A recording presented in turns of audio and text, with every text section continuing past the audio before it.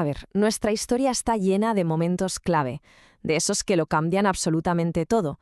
Son los puntos de inflexión que nos definen y que explican cómo hemos llegado hasta aquí. Es una pregunta alucinante, si lo pensamos. Para responderla, vamos a hacer un viaje por los grandes saltos de nuestra sociedad. Esos momentos que nos llevaron desde una hoguera en una cueva hasta la pantalla que tenemos delante. Vamos a ello.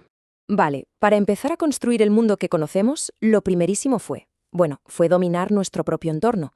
Y todo empezó con el control de una fuerza básica de la naturaleza. Es que dominar el fuego no fue solo tener calor, fue como instalar la primera gran actualización de la humanidad. Pensemos en ello, la comida cocinada nos daba muchísima más energía, y eso ayudó a que nuestros cerebros se desarrollaran. Nos protegía de los depredadores, dándonos por fin noches seguras. Y alrededor del fuego, pues, nació la sociedad, compartiendo historias y creando lazos. Fue sin duda nuestro primer gran salto tecnológico. Y después del fuego llega la que probablemente sea la revolución más importante de todas. Se le llama revolución neolítica, que es un nombre un poco técnico para una idea muy, muy simple. Dejamos de ir detrás de la comida y aprendimos a crearla nosotros mismos. Y esto, que puede parecer un detalle, lo cambia absolutamente todo. O sea, pasamos de ser nómadas, de estar siempre en movimiento, a ser sedentarios. Por primera vez en la historia podíamos echar raíces en un sitio, porque nuestra comida también lo hacía. Y aquí es donde se produce un efecto dominó increíble. Al cultivar, de repente sobraba comida. Teníamos excedentes. Con más comida, pues la población crece, es lógico. Pero lo más importante, lo que es un verdadero punto de inflexión, es que si no todo el mundo tiene que dedicarse a buscar comida, algunos pueden hacer otras cosas, ser artesanos, soldados, constructores. Ahí nace la especialización y con ella los cimientos de las primeras ciudades. Muy bien, pasamos al siguiente nivel. Ya no somos grupitos, ahora somos miles de personas viviendo juntas. El nuevo reto es cómo organizamos todo esto para que no sea un caos. El problema era súper práctico, en realidad. Había que gestionar las cosechas, los impuestos, los acuerdos comerciales. La memoria de una persona simplemente no daba para tanto. Hacía falta inventar una especie de memoria externa. Y esa memoria externa fue la escritura. Es alucinante, porque la escritura no nació para escribir poemas, nació para la contabilidad. La primera hoja de cálculo de la historia no estaba en un ordenador, estaba grabada en tablillas de arcilla en Mesopotamia. Y a partir de ahí, claro, la escritura se convierte en el sistema operativo de la civilización. Sirvió para poner las leyes por escrito, para organizar ejércitos y sobre todo para pasar el conocimiento de una generación a otra de forma fiable. La historia, la ciencia, la filosofía, todo pudo empezar a construirse sobre una base sólida. Vale, ya tenemos sociedades organizadas. ¿Cuál es el siguiente paso? Pues conectarlas entre sí, romper el aislamiento y empezar a unir los puntos del mapa. Y la primera gran red de conexión global fue la Ruta de la Seda. Pensar en ella solo como un camino para caravanas se queda muy corto. Fue, de verdad, el Internet del mundo antiguo. Una autopista por la que no solo viajaban mercancías, sino también cultura, tecnología e ideas. Por ahí se movía la seda, por supuesto, pero es que también viajaban inventos que le dieron la vuelta a todo en Occidente, como el papel o la pólvora que venían de China. Viajaban religiones, formas de pensar, arte e incluso nuevos sistemas económicos. El mundo, por primera vez, empezaba a hacerse un poquito más pequeño. Si la Ruta de la Seda conectó ciudades, la imprenta de Gutenberg conectó mentes a una escala que era inimaginable. Fijaos en este dato, porque es simplemente brutal. Pasar de tardar meses en copiar un solo libro a mano a producir más de 500 en una sola semana. Es un cambio de paradigma total.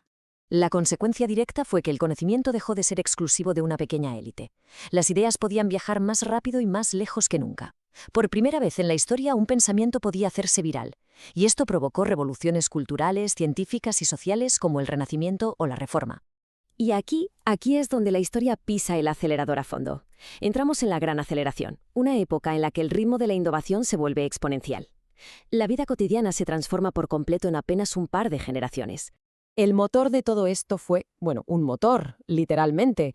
La revolución industrial cambió nuestra fuente de energía. Y el salto de usar la fuerza de nuestros músculos, o la de los animales, a la potencia del vapor es que es otra liga, sencillamente colosal. Y esto, una vez más, provoca una reacción en cadena que ya no se puede parar. La máquina de vapor alimenta las fábricas. Las fábricas necesitan materias primas y distribuir lo que producen. Y eso impulsa el ferrocarril. Y claro, los trenes y las fábricas atraen a millones de personas del campo a las nuevas ciudades industriales. El mundo se reconfigura por completo. Pero la aceleración no fue solo en la industria. La ciencia transformó nuestra propia biología. Parémonos a pensar en esto un segundo. Gracias a las vacunas, los antibióticos y la medicina moderna, en solo un siglo, la esperanza de vida mundial aumenta unos 35 años. Es, sin duda, uno de los logros más increíbles de toda nuestra historia. Y con todo este impulso llegamos ya a nuestro tiempo, a la era que está definida por una fuerza invisible que lo mueve todo y que nos ha puesto el mundo, literalmente, en la palma de la mano. Porque claro, antes de lo digital vino lo eléctrico. Dominar la electricidad fue como construir los cimientos de todo lo que vino después, de todo el siglo XX y lo que llevamos del XXI. Iluminó la noche, básicamente duplicando el tiempo útil del día. Movió los motores de las fábricas y de los electrodomésticos, y sobre todo, permitió la comunicación instantánea. Sin electricidad, el mundo de hoy simplemente no existiría. Con todo ese poder tecnológico y científico acumulado, la humanidad se propuso el reto más audaz de su historia: salir de su propia cuna, abandonar el planeta. La carrera espacial no fue solo una competición política, fue el catalizador definitivo para la innovación. Y aquí viene una de esas conexiones de la historia que son fascinantes. Para poder ir a la Luna, hicieron falta ordenadores muchísimo más potentes, y eso aceleró la revolución informática. Se pusieron en órbitas satélites, que son la base de las comunicaciones globales hoy en día, y todo ese esfuerzo sentó las bases para conectar esos ordenadores en una red mundial, Internet. Así que sí, en cierto modo, el viaje a la Luna nos ayudó a tener el mundo en una pantalla. Del fuego a la agricultura, de la escritura a la imprenta, del vapor a la electricidad y de ahí a Internet. Cada uno de estos saltos nos ha llevado a un mundo que la generación anterior ni siquiera podría haber soñado. Y eso nos deja con la gran pregunta, claro: ¿cuál será el siguiente punto de inflexión?